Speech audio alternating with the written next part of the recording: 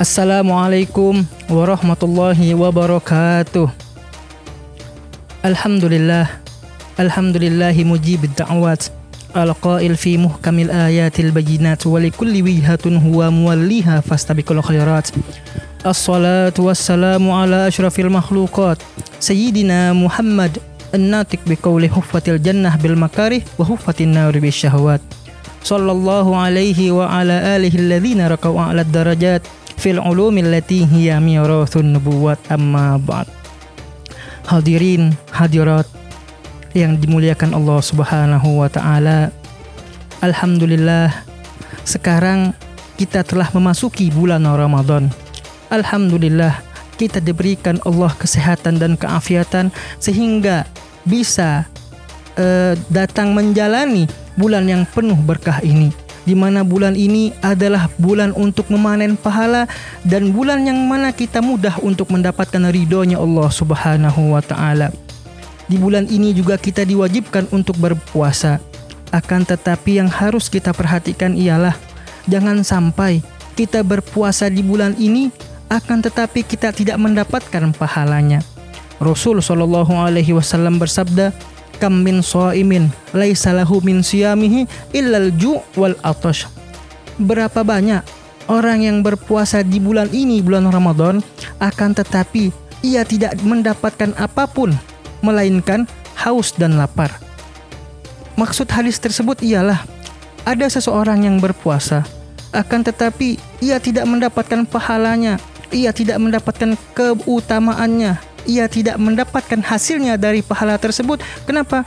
Karena ia melakukan hal-hal yang diharamkan Allah Subhanahu wa taala. Rasul sallallahu alaihi wasallam juga bersabda, "Khamsun yufattirna shaim." Ada 5 hal yang mana jika dikerjakan salah satu dari 5 hal ini, ia bisa membatalkan pahala puasa. Apa semua itu? Yang pertama ialah al-kadzib, berdusta, berbohong. Yang kedua adalah ghibah, menggibah orang, menceritakan orang. Yang ketiga ialah namimah, mengadu domba. Yang keempat an-nazaru bisyahwat, melihat dengan syahwat, memandang sesuatu dengan hawa nafsu. Yang kelima al-yaminul kadzibah, bersumpah palsu. Nah, ketika salah satu di antara 5 ini dikerjakan, maka itu bisa mengurangi pahala puasa. Ini yang tadi disebutkan oleh Nabi, ada orang yang berpuasa tapi ia tidak mendapatkan pahala tersebut. Dan juga hadirin hadirat sekalian, yang perlu kita teliti dari hadis tadi ialah dari kelima larangan ini, dari kelima yang membatalkan, menghilangkan pahala puasa, 4 diantaranya bersumber dari lidah.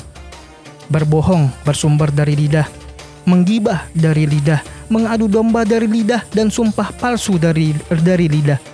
Seolah-olah Nabi ingin menegaskan bahwasanya di dalam bulan Ramadan ini salah satu yang harus kita perhatikan, yang harus kita jaga, yang harus kita kontrol ialah lidah kita. Kenapa? Agar puasa kita menjadi sempurna. Karena kalau seandainya lidah kita tidak kita jaga, maka itu bisa berakibat untuk menghapus puasa, pahala-pahala puasa kita, menghapus amalan-amalan keutamaan puasa kita. Hadirin hadirat yang dimuliakan Allah Subhanahu wa taala, Imam Ghazali mengatakan tentang lidah itu kecil dan ringan, akan tetapi ia bisa mengangkat derajatmu ke kedudukan yang paling tinggi dan juga bisa membuatmu ke derajat yang paling hina, yang paling bawah. Kenapa? Karena seseorang itu tergantung lidahnya. Jika lidahnya baik, maka ia akan mendapatkan derajat yang baik. Akan tetapi jika lidahnya buruk, sering menggunjing orang, menghina orang, mencaci, berbohong dan lain sebagainya, maka ia akan menjadi orang yang hina. Para ulama-ulama kita terdahulu, para salaf kita terdahulu, orang-orang soleh kita terdahulu, mereka senantiasa menjaga lidahnya, mereka senantiasa menjaga lisannya.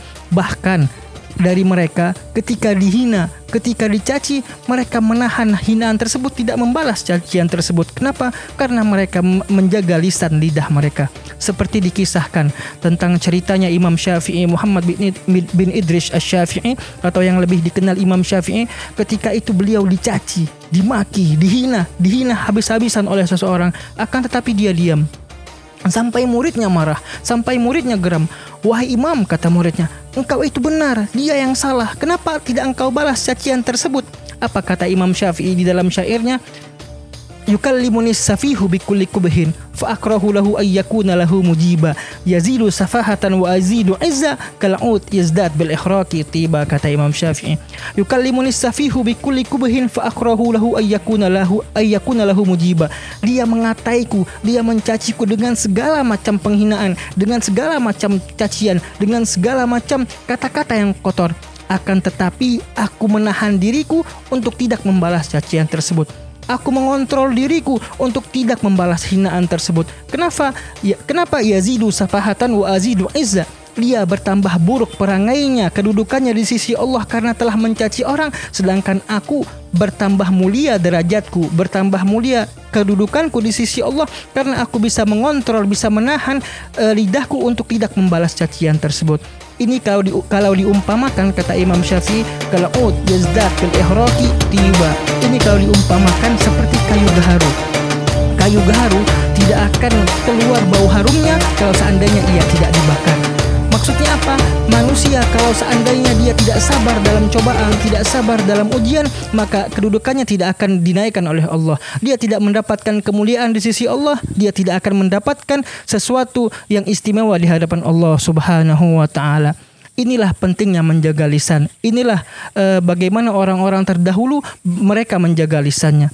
Dan juga hadirin sekalian, orang yang menjaga lisannya, maka nanti dia akan mendapat sesuatu keistimewaan yang khusus di sisi Allah Subhanahu wa taala. Sebagaimana dalam hadis Nabi, ma yatmanu lima baina lihyaihi wa ma baina rijlaihi atmanu lahul jannah, kata Nabi. Barang siapa yang bisa menjamin kepadaku bahwa ia bisa menjaga lisannya dan bisa menjaga kemaluannya, maka aku jamin dia surga nanti di hari kiamat. Lihat bagaimana Rasulullah SAW akan menjamin orang yang bisa menjaga lidahnya dan bisa menjaga kemaluannya. Inilah keutamaan menjaga lidah. Dan juga disebutkan dalam sebuah hadis bahwasanya al-jannatu mushtaqatun ila arba'ati nafar. Surga itu rindu kepada 4 golongan. Ini yang rindu bukan orang lain.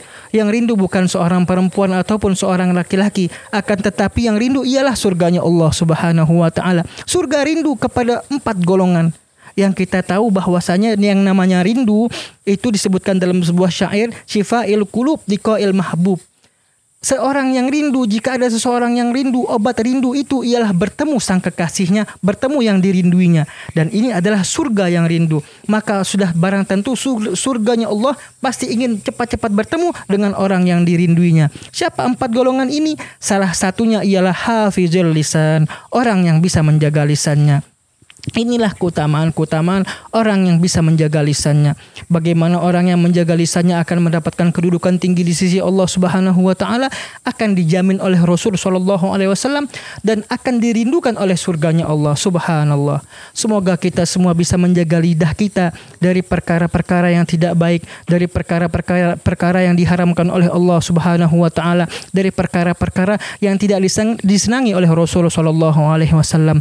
Mungkin ini saja yang dapat saya sampaikan. Lebih dan kurangnya saya mohon maaf. Wallahu musta'an. Wassalamualaikum warahmatullahi wabarakatuh.